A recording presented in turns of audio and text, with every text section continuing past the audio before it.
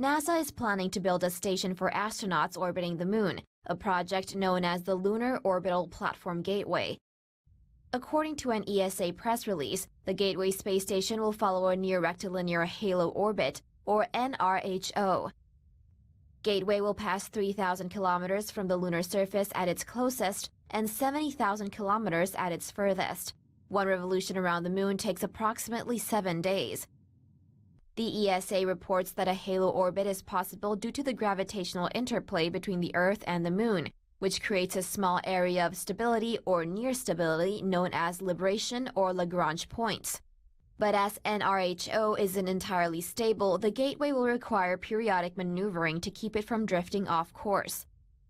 The space station is slated for completion in the mid-2020s.